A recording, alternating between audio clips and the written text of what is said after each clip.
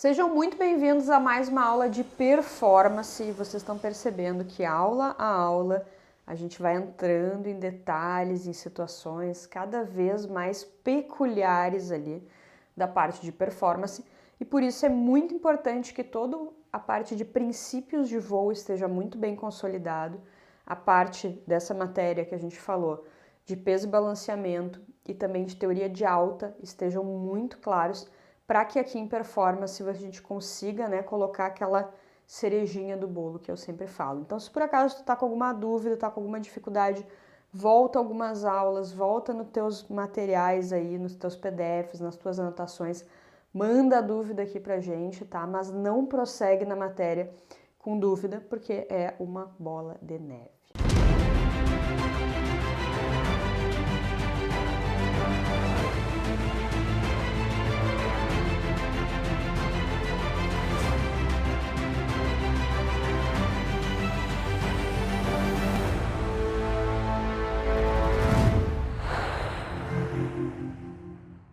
Então, na aula passada, a gente falou bastante sobre limitação de pista, de field, de peso máximo limitado pela quantidade de pista, os requisitos que faziam com que esse peso fosse reduzido.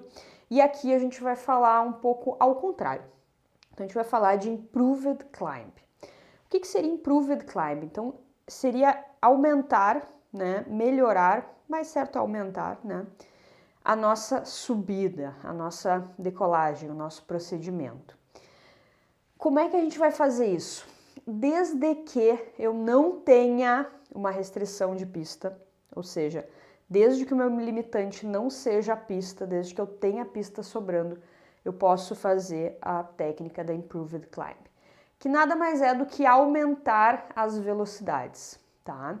E aí, aumentando as velocidades, a gente vai comer mais pista para decolar, mas como a gente vai estar mais acelerado, a nossa razão de subida até chegar ali, cumprir todos os segmentos da decolagem que a gente já falou, vai ser muito maior, tá? A gente vai ver isso na prática, vamos ver isso no painel da aeronave também. Então, sempre que a gente tiver pista sobrando, ou seja, que o nosso limitante não for field, a gente pode fazer a técnica de Improved Climb. Isso me permite aumentar o peso da aeronave, uma vez que eu vou sair mais veloz da pista. Então, Improved Climb é uma forma, uma ferramenta que a gente tem de aumentar o peso máximo de decolagem, desde que não seja o limitante pela pista, ok? Sempre no Improved Climb a gente vai utilizar nada ou quase nada de flap, tá?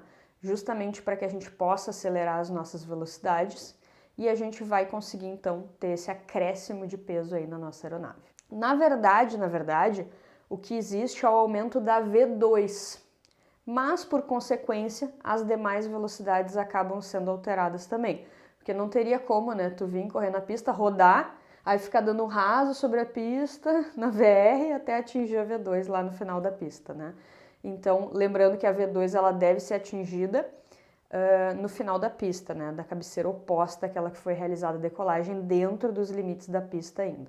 Então, como a gente vai mexer na V2, a gente vai aumentar a V2 para aumentar a nossa razão de subida, as demais velocidades que aconteciam com uma velocidade inferior acabam sendo elevadas também por uma questão de coerência. Mas a Improved Climb mexe especificamente na V2. As outras velocidades são consequência terem sido aumentadas também. E na prática, ela é uma decolagem igual, com os mesmos procedimentos, a gente vai ter aquele aviso ali de 80 nós, para saber que a gente está saindo daquele momento de baixa energia, entrando no momento de alta energia, onde apenas situações mais críticas elas vão permitir abortar a decolagem até a V1, depois de cantar a V1, anunciar a V1, a gente não aborta mais a decolagem, prossegue, isso tudo igual, só que a trajetória de corrida na pista ela é muito maior e o avião sai muito mais acelerado mesmo, tá? Então chega a dar um friozinho ali porque tu tá rodando muito mais veloz. E aí é importante também que essa técnica de rotação, que a gente também falou na aula passada, ela esteja bem afinada, tá? Porque como tu vai sair mais veloz, a chance de bater a cauda tende a ser maior, tá? Então essa técnica ali do 1001, 1002, 1003 que eu comentei para vocês do 37, tá? ela tem que estar bem na mão, porque o avião fica mais sensível, né? Lembrem do carro de vocês aí, quando está em alta velocidade, qualquer movimento aqui que tu faça na direção, o carro já percebe, né? Então no avião é mais ou menos aí a mesma coisa. Ela não pode ser executada, essa técnica, se a limitação for field, ou seja, pista. Então, se tu não tem pista suficiente, tu não vai conseguir fazer Improved Climb. Por exemplo, a gente jamais vai fazer Improved Climb lá em Congonhas, né? A pista já é curta, a gente já tem que usar flap e vários outros artifícios ali para permitir que o peso máximo de decolagem consiga ser aumentado dentro dos limites de segurança, né? Então, zero chance de fazer Improved Climb. Agora, tu vai para uma pista tipo Guarulhos, pô, tranquilo, né? Tá sobrando pista ali. E dependendo do peso que tu tá sobrando mais ainda, né? Então, a gente sempre precisa estar com pista sobrando, tá? Essa é a regra da Improved Climb, grifem aí. E também ela não pode ser executada se por acaso o limite de freio, tá? Ou o limite de velocidade de pneu for excedido. Aí a gente não pode realizar, porque daí a gente vai ter problemas ali no caso de abortar a decolagem, ok? Então, como eu prometi para vocês, trouxe 2 painéis ali, né? Um com Improved Climb e um sem Improved Climb. Vou jogar na tela aí para que vocês possam visualizar melhor. Então, a gente vai ter ali, sem Improved Climb, velocidade de 1,59 e a razão de subida lá, ó, de 2.000 e alguma coisinha, tá? E depois, com Improved Climb, a gente tem ali, ó, 1,72. Então, olha como é grande a diferença, ó, de 1,59 para 1,72. Então, é muita diferença. Na decolagem, isso aí faz muita diferença. 15 nós já seria muito grande. E a gente tem ali uma razão de subida de aproximadamente 2.000, quase 3.000. 3.000, 4.000, quase 4.000 tá ali, né? Então, é muita diferença, né? Com o Improved Climb, velocidade maior, razão de subida maior, tá? Então, basicamente, isso nos permite aumentar o nosso peso de decolagem. Tipos de subida. Tá, beleza, atingi a V2, né? Tô fazendo ali meu segmento, recolhendo flap, segundo, terceiro, quarto segmento, tudo certo. E agora eu quero subir de verdade até a minha altitude ótima, né? Lembra que a gente já falou disso também. Existem basicamente 6 formas da gente subir, tá? Menor tempo para atingir a altitude de cruzeiro, menor tempo total de voo, menor consumo de combustível durante todo o voo, menor custo operacional, maior ângulo de subida para livrar obstáculos ou procedimentos de ruído que sejam necessários em determinadas regiões, ou ainda simplicidade da nossa operação. Então, tudo vai depender do objetivo daquele voo, daquele dia, do DOV, da empresa, mas existem basicamente essas 6 formas, tá? O cruzeiro, vocês já sabem, é o tempo que a aeronave fica mais tempo em voo. Então, é o que vai ter o maior impacto na operação da nossa aeronave. Então, sempre que a gente conseguir economizar durante o cruzeiro, fazer menos desvios, pedir proas mais diretas e utilizar regimes de cruzeiro diferente, isso vai impactar de forma significante na nossa operação. Afinal de contas, vai ser ali 80, 85% do nosso voo nessa etapa. Os cruzeiros mais empregados, a gente já teve uma aula falando especificamente sobre eles, só revisando aqui. A gente tem o cruzeiro de máximo alcance, o Maximum Range Cruise, que é aquele o mais econômico, né, que tem o menor consumo específico, porém ele precisa de uma série de ajustes, né, a velocidade não é muito estável, fica variando ali, mas antigamente era como a gente conseguia fazer longas distâncias, né? Atualmente os motores já são muito melhores, então a gente passou a utilizar de forma prioritária o Long Range Cruise. Ele tem o consumo específico 1% maior, ou seja, ele gasta um pouquinho mais, só que ele é muito mais veloz, né? Então, proporcionalmente, ele é de 3 a 5% a velocidade maior. Então, isso permite que tu faça longas distâncias, gastando um pouquinho mais, ok? Mas chegando muito mais rápido, tá? Então, acabou sendo um regime, assim, também de velocidade mais estável e mais utilizado na atualidade do que o Maximum Range Cruise. Depois a gente tem o cruzeiro de máxima autonomia, essa palavra é conhecida aí para vocês.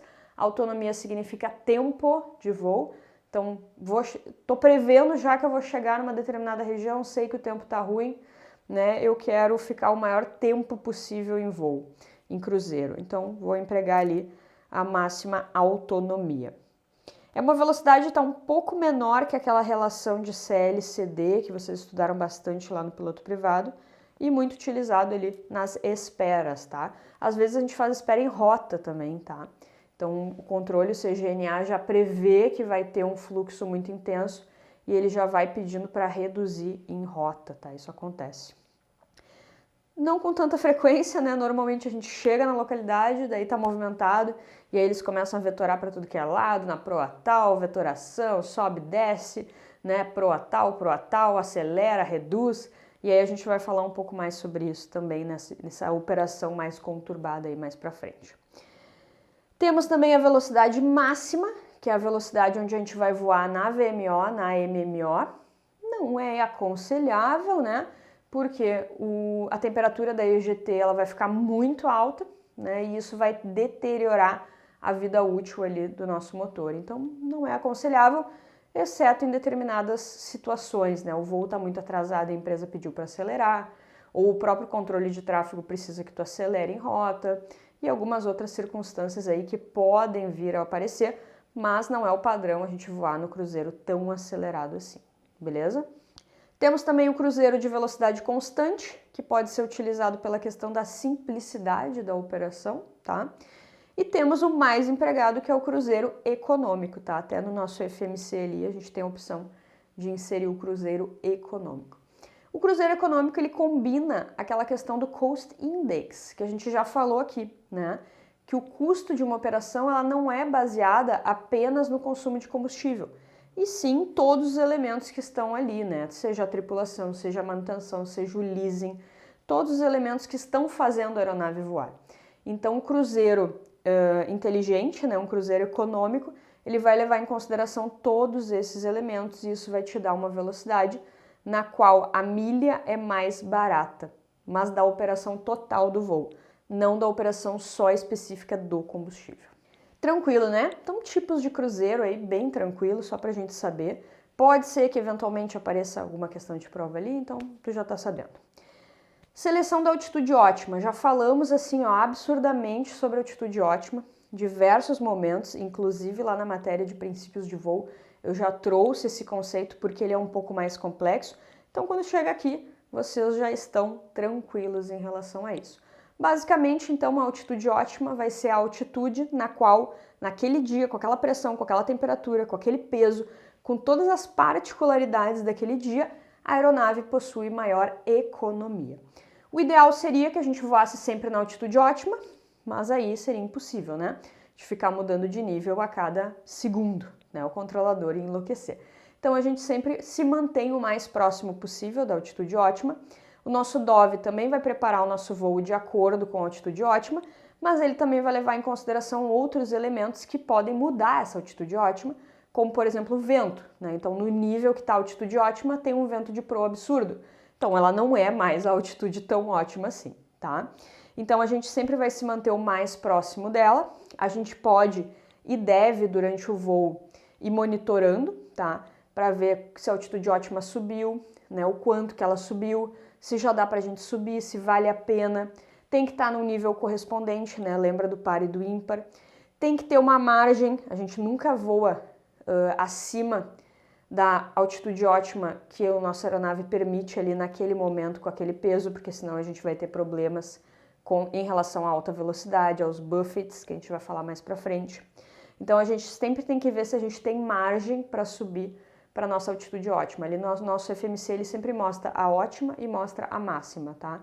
E aí a gente vai vendo se a gente consegue encaixar, se possível, tá? Sempre a segurança operacional e o conforto dos passageiros antes. E falando em buffet, vamos relembrar o que é o nosso buffet. Então, a primeira vez que a gente ouve falar em buffet é quando a gente está lá no nosso piloto privado, né, falando a respeito de stall de baixa velocidade, que basicamente acontece porque a gente está com ângulos de ataques elevados e o nosso fluxo de ar não consegue mais contornar o perfil, então começa a dar essa vibração, até que se a gente exceder o ângulo de ataque crítico, né, exceder o CL máximo, a gente vai perder sustentação e vai estolar. Lembrando que no ângulo de ataque crítico a sustentação é máxima, tá? O CL é máximo. A gente tem muita vibração, mas tá tudo no máximo. O avião tá escoradaço ali na nossa asa. exceto após esse ângulo de ataque que a gente estola, tá? Eu falo isso sempre, friso isso sempre, porque vocês devem saber que isso é uma questão muito básica e que pega muita gente, assim, ó, experiente de voo, tá? Então, tenham essas questões da teoria muito bem claras, tá? Seja lá no PP, seja aqui no PC, vai aparecer na tua vida novamente, tá? Então, o nosso buffet, ele pode acontecer por baixa velocidade, como a gente acabou de ver, mas ele também pode acontecer por alta velocidade, que nada tem a ver com o stall de alta, tá? Lembra que a gente falou lá no PP que tem o stall de baixa e tem o stall de alta. E aqui a gente falou que tem o stall de baixa, continua tendo o stall de alta, que é aquele que tu excede o ângulo de ataque rapidamente e apesar de ter velocidade, como tu excedeu o ângulo de ataque crítico, tu estola igual, independente da velocidade. Até porque o stall de baixa velocidade ou de alta velocidade, ele não acontece devido à velocidade, e sim ao excesso do ângulo de ataque, tá? Isso também tem que estar muito claro para vocês, tá? Eu já vi muita gente responder que o avião estola por velocidade. Lembra que velocidade é apenas um parâmetro que faz referência ao nosso ângulo de ataque quando ele é aumentado gradativamente, tá? Tenham isso muito em mente. Se tu ficou em dúvida com isso, é um sinal grave.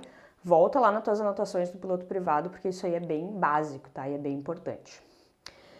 E na alta velocidade, então, falamos que tinha a baixa velocidade, o stall de alta velocidade, e a gente tinha a questão da compressibilidade, né? Então, o stall de compressibilidade, que era devido ali aos efeitos da compressibilidade, do aumento da velocidade, das ondas de choque. Então, olha aí a teoria de alta voltando novamente, né?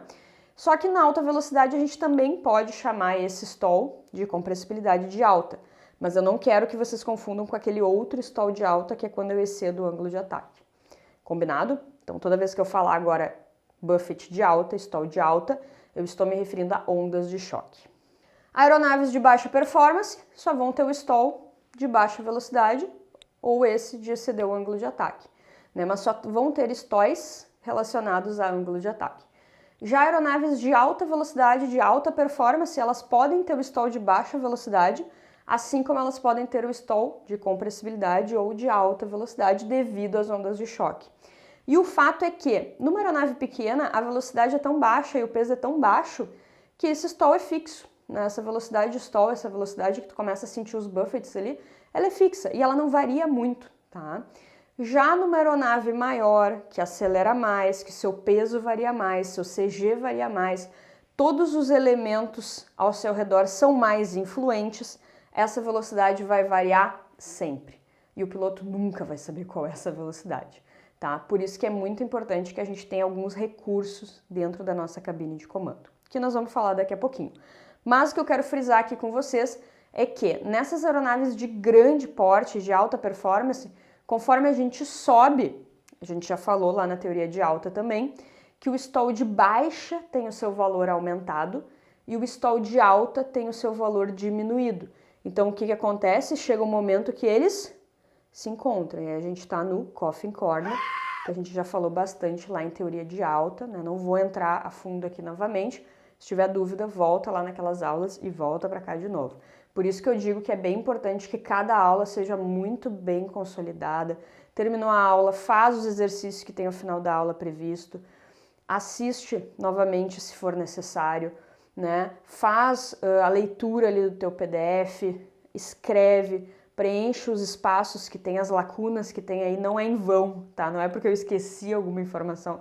As lacunas estão aí para que vocês de fato possam preencher, possam trabalhar em cima desse material, possam transformar este material em um material riquíssimo. Além disso, vocês têm as leituras complementares, os vídeos complementares que ao final de todas as aulas a gente coloca aqui para vocês. Então, assim, tenham certeza que aquele conteúdo daquela aula foi de fato entendido, ó, porque agora ele está voltando aqui.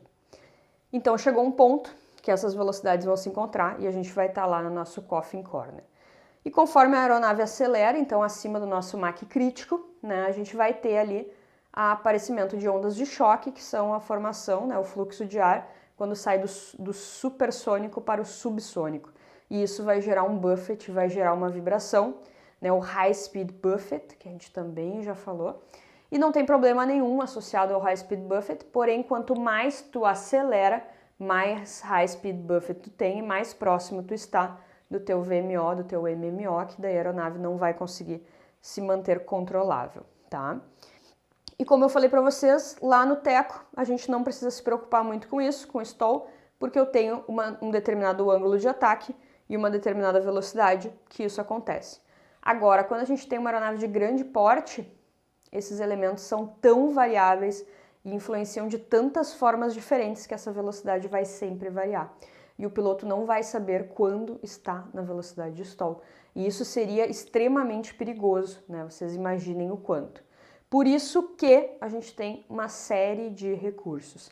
Dentre eles, tá, os principais, que vão ser o nosso stick shaker, né? Então vocês já devem ter ouvido falar. E temos também a possibilidade, algumas aeronaves aí, além do stick shaker, tem o stick pusher. Então o que diz a regulamentação, tá? O FAR 25207 determina que o piloto precisa receber um aviso claro e distinto, tá? Com margem de segurança para evitar a entrada no stall. E essa margem é considerada ok em 7%. E esse aviso ele pode ser natural, high speed buffet, a própria vibração, ou ele pode ser artificial, stick shaker. Lembra que algumas aulas atrás a gente falou sobre o padrão de stall numa asa enflechada.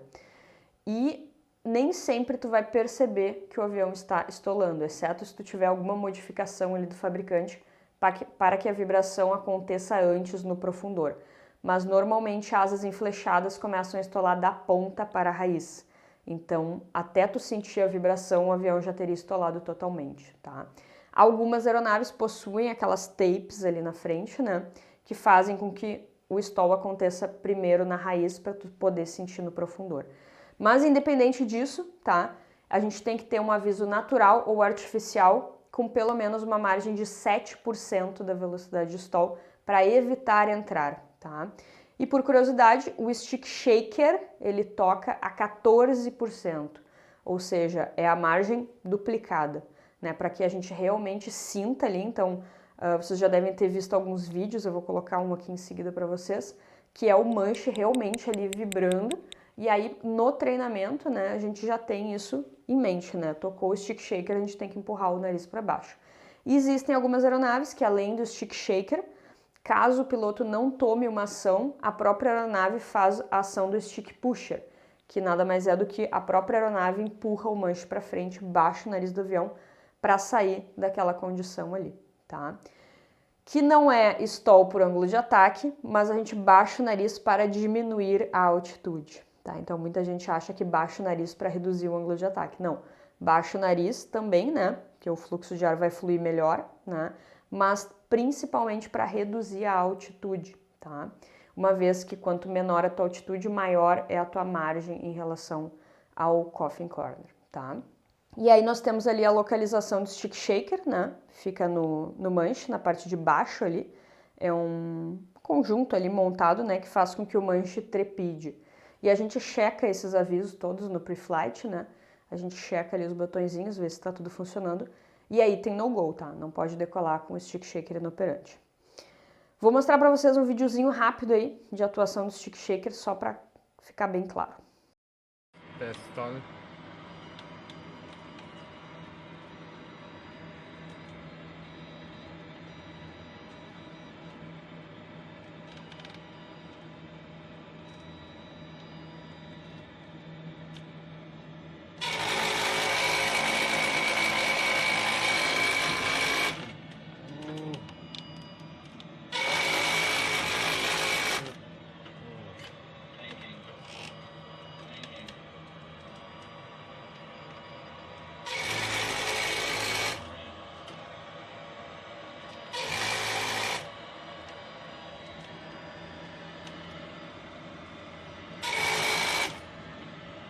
Okey, kat depan ni ada stick pusher. Bila kita stallkan dia, tiup tu pergi ke depan.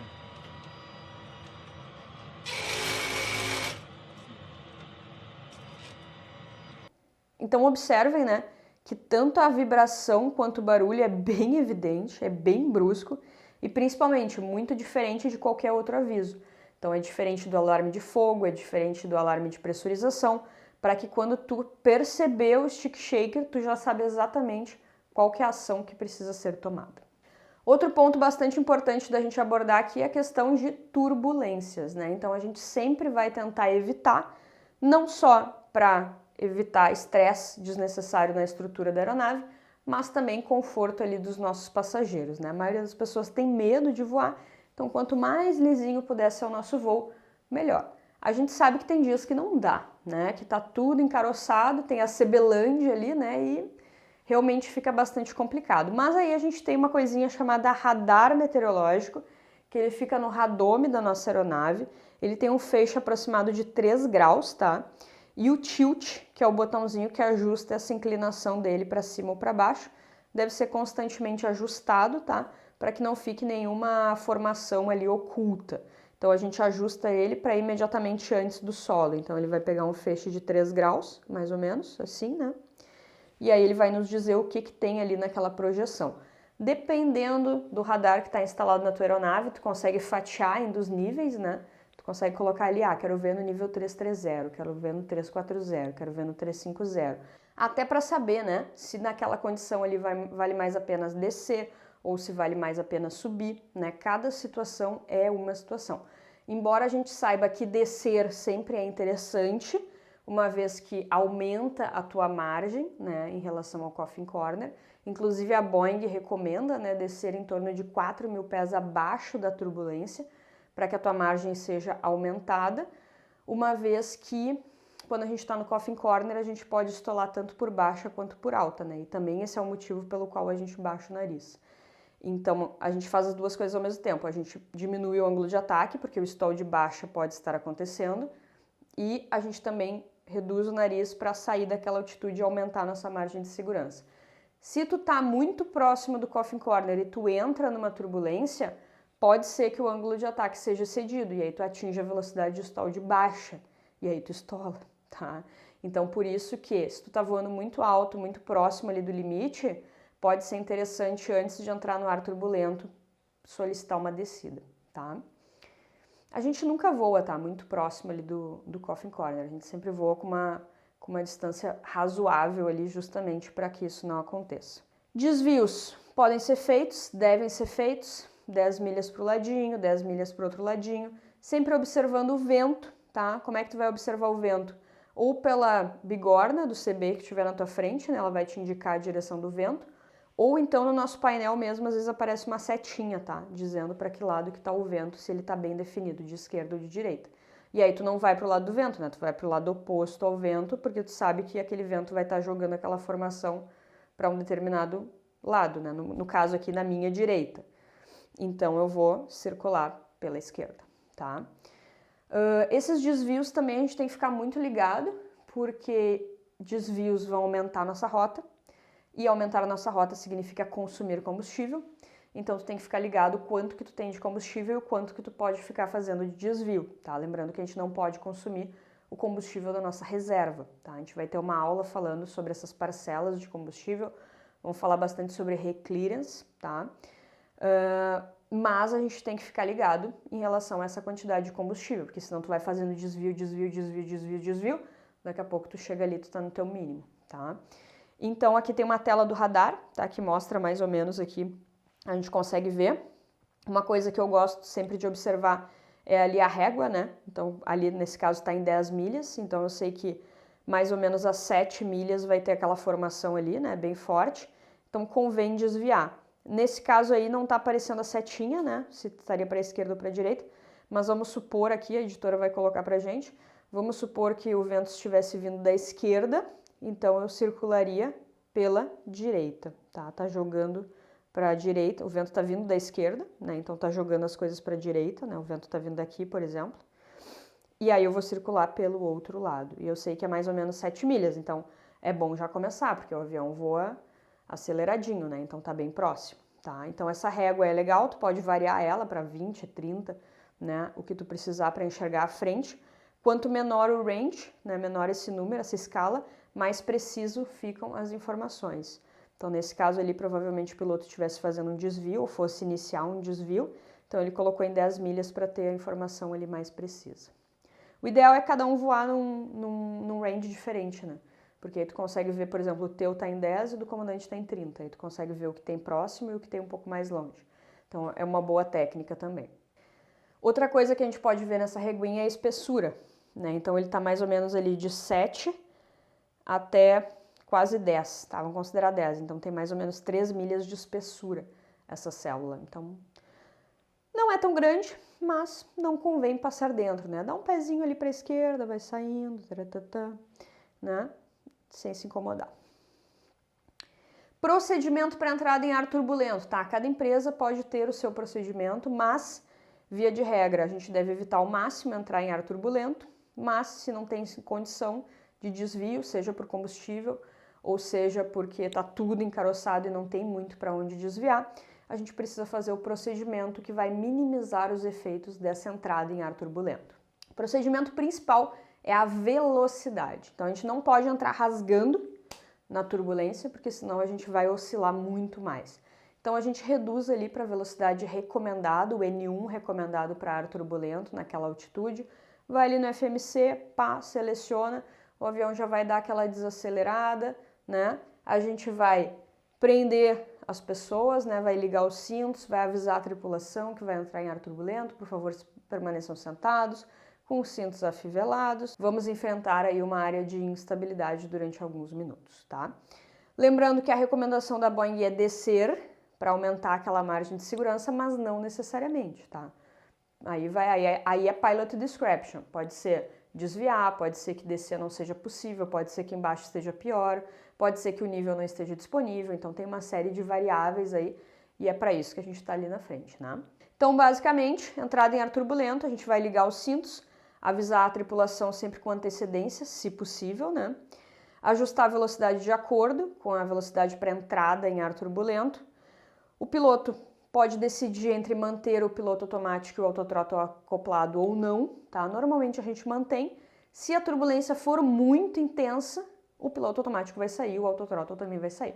Aí vai estar contigo ali manter a atitude e a rotação.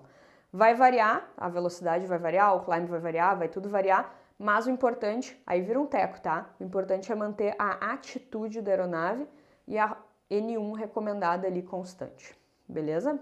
Nessas aeronaves de grande porte, jatos, essa entrada em ar turbulento normalmente, tá, a título de curiosidade, vai ficar em torno de um pitch 2, pitch 2,5, só para a gente ter isso como referência. Então nessa aula a gente falou sobre vários itens aí, entramos mais a fundo na parte da performance.